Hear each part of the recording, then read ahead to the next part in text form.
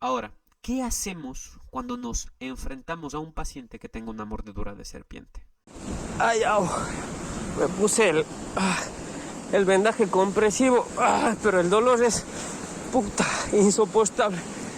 Para ese momento habían pasado un par de minutos desde que me mordió la serpiente. Yo acostumbraba a llevar un vendaje compresivo porque es parte de lo que recomienda el- los primeros auxilios para las mordeduras de serpientes. Estaba recomendado eso de ahí. De hecho, la AJA y la Sociedad Internacional de la Cruz Roja lo recomiendan en mordedura de serpientes. Porque aquí hay una situación.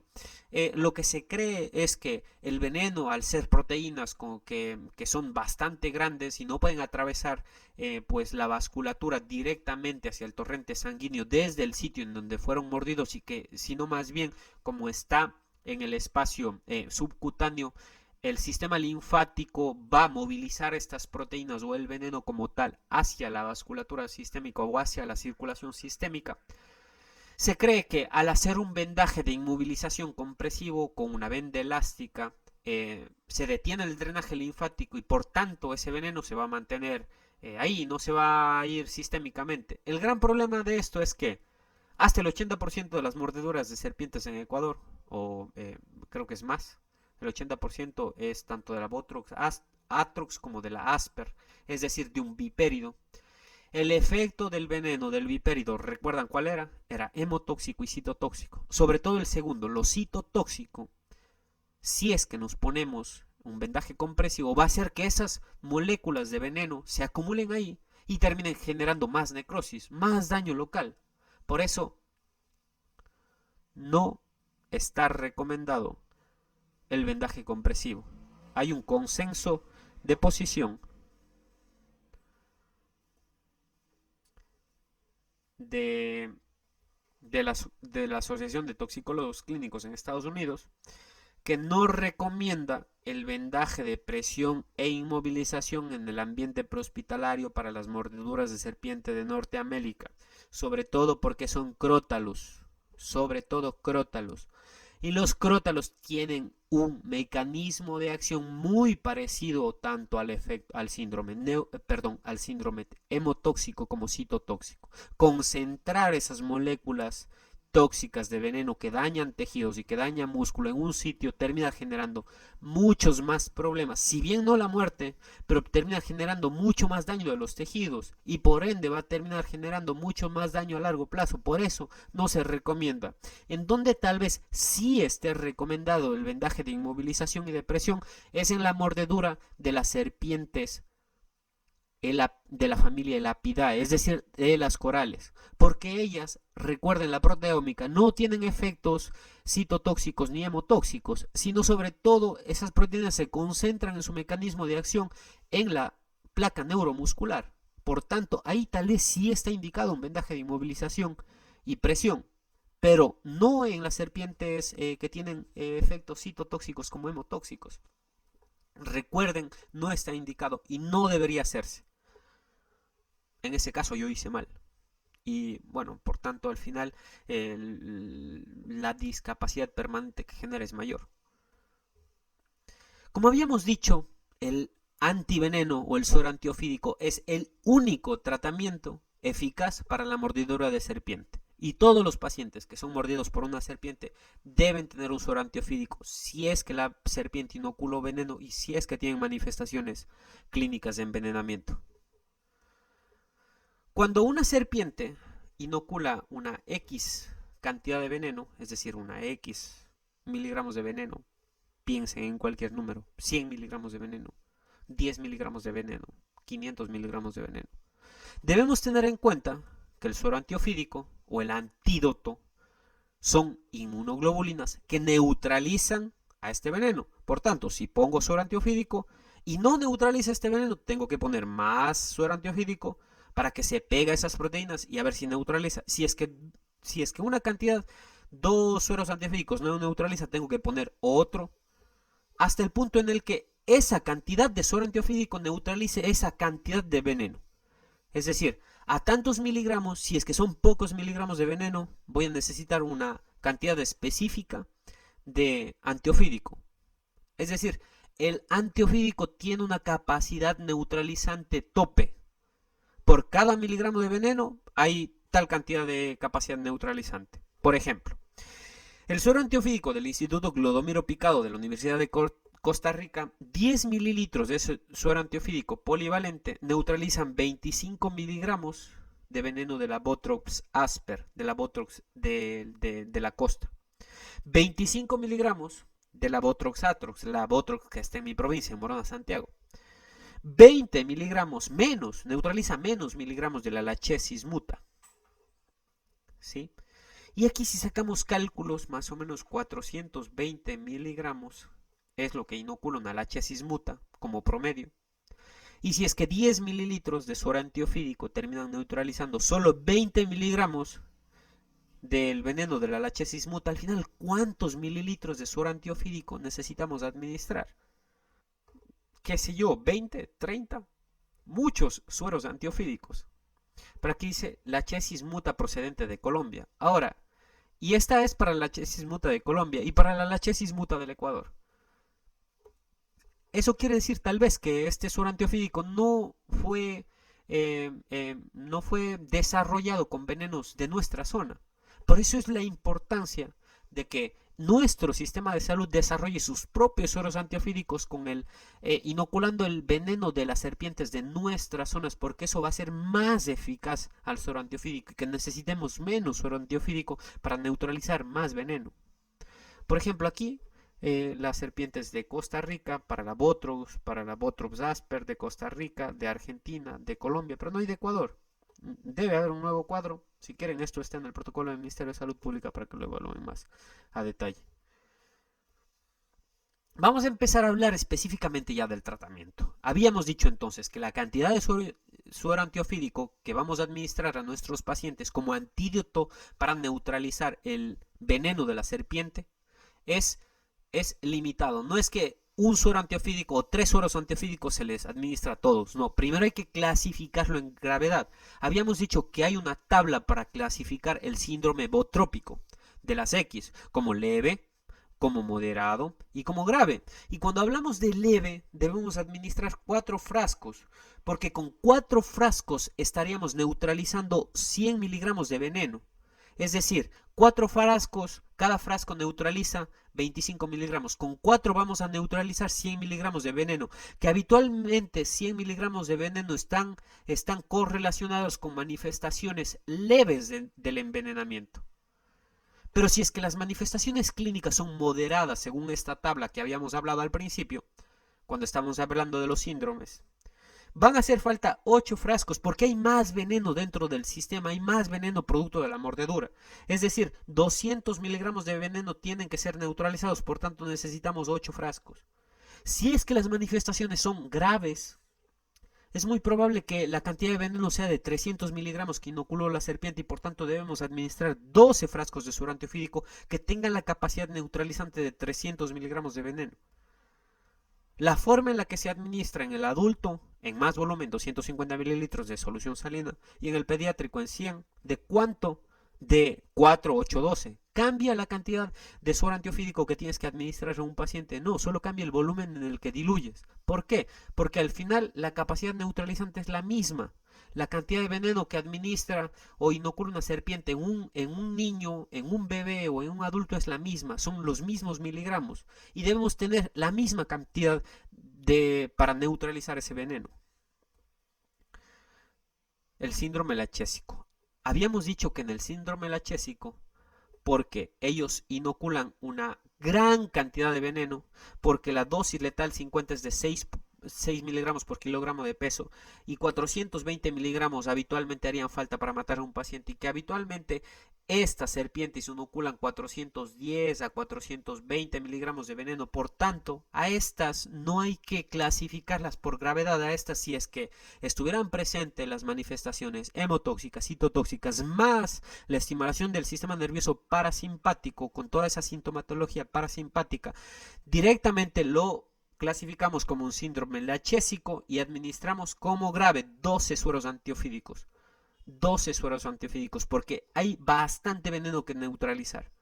¿sí? De la misma forma, en 30 minutos, 250 mililitros diluido esos frascos, la cantidad, 12 frascos, y en 100 mililitros para los niños.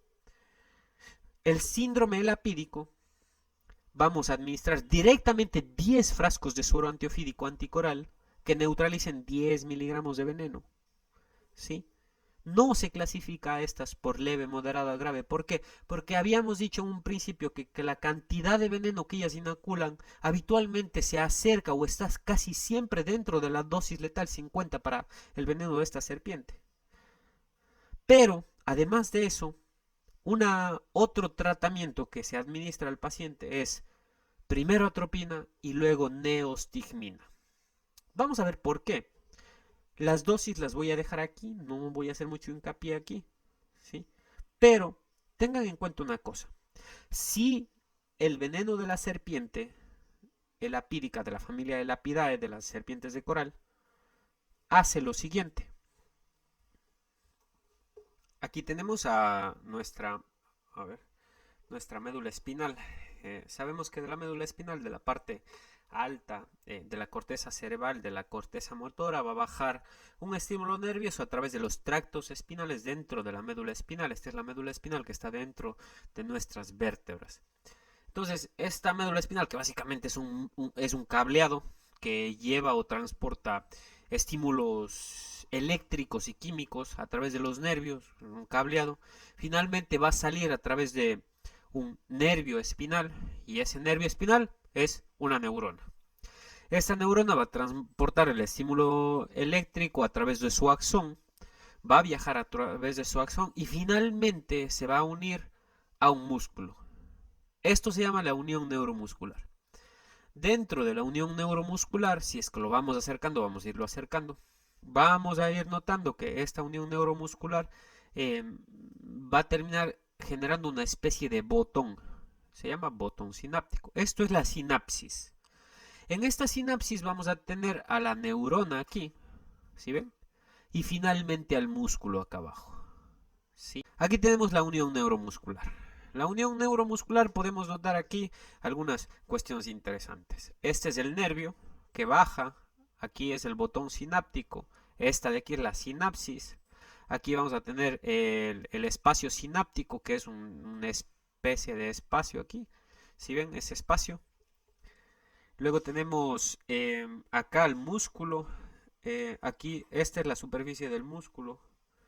Este es el músculo, a ver. ¿Ya? Aquí tenemos al músculo.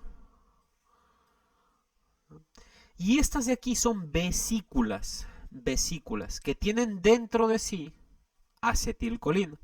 Acordémonos que la acetilcolina es el principal neurotransmisor que permite que los músculos se exciten por el nervio para poder contraerse.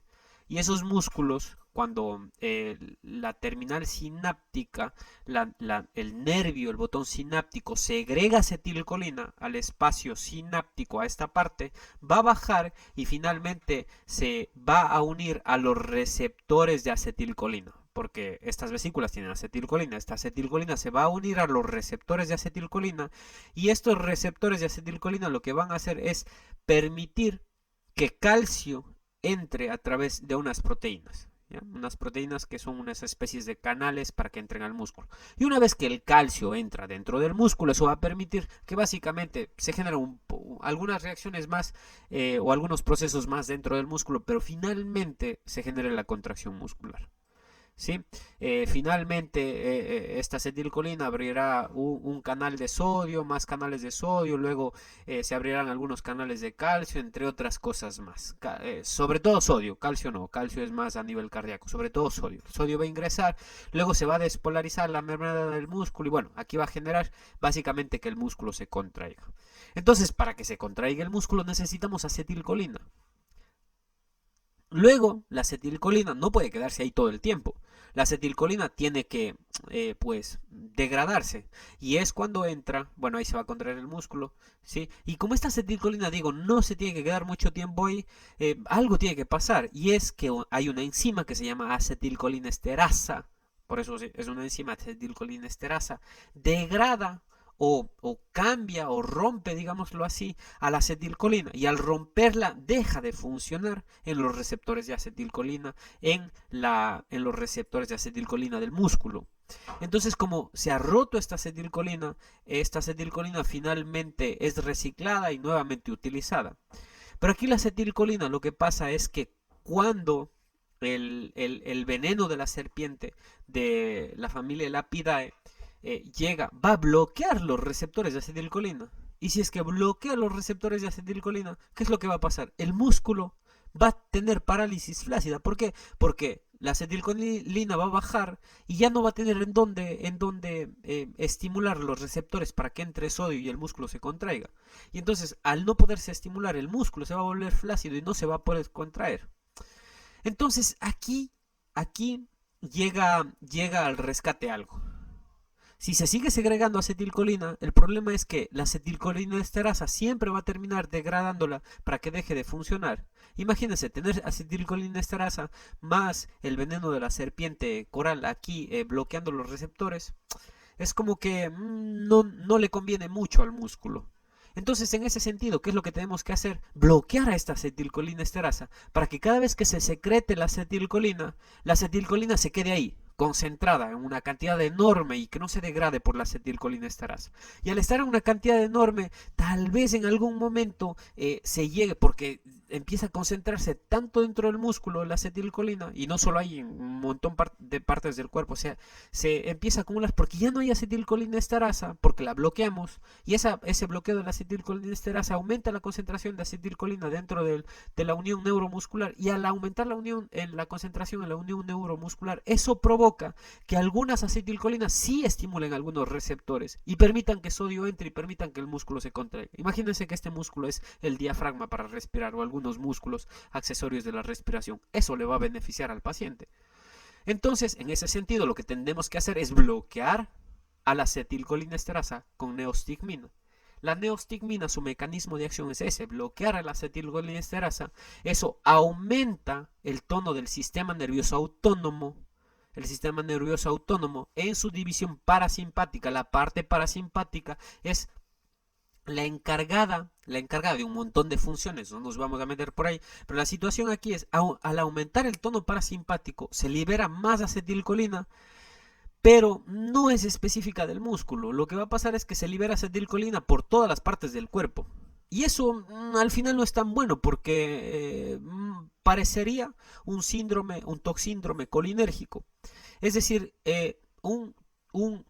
las manifestaciones clínicas serían muy parecidas a las que tiene un paciente que tiene una intoxicación por órganos fosforados. Van a ser muy parecidas. Por eso es que la neostigmina puede ayudar al envenenamiento por serpiente, por el veneno de serpiente coral. Claro que sí, porque va a mejorar, va a aumentar la concentración de acetilcolina en la placa neuromuscular. Pero el problema es que no solo va a pasar eso ahí, la acetilcolina se va a acumular por todo el cuerpo y va a empezar a generar bradicardia, puede generar hipotensión, hipersecreción bronquial, hipersecreción de la vía aérea, cialorrea, aumento del peristaltismo, haya defecación, etcétera, etcétera, etcétera, todo el síndrome colinérgico. Pero aquí la situación, eso es lo que no queremos. Nosotros queremos actuar específicamente en la placa neuromuscular, pero lamentablemente no es que sea específico para este sitio. Por eso es que antes de administrar neostigmina, tenemos que administrar atropina. ¿Para qué? La atropina es un anticolinérgico.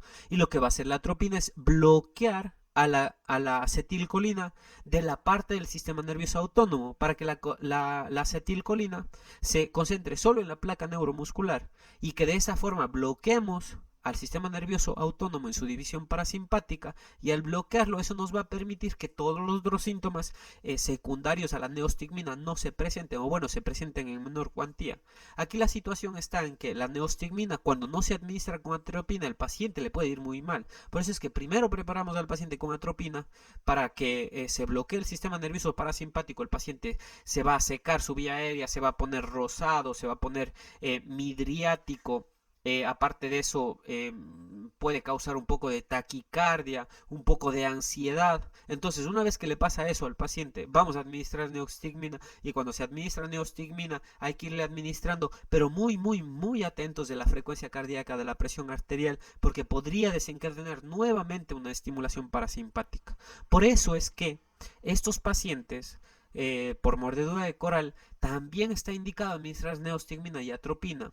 ¿Por qué? Porque su mecanismo de acción interviene también en donde está sufriendo el bloqueo por el veneno, en la unión neuromuscular, en los receptores de acetilcolina.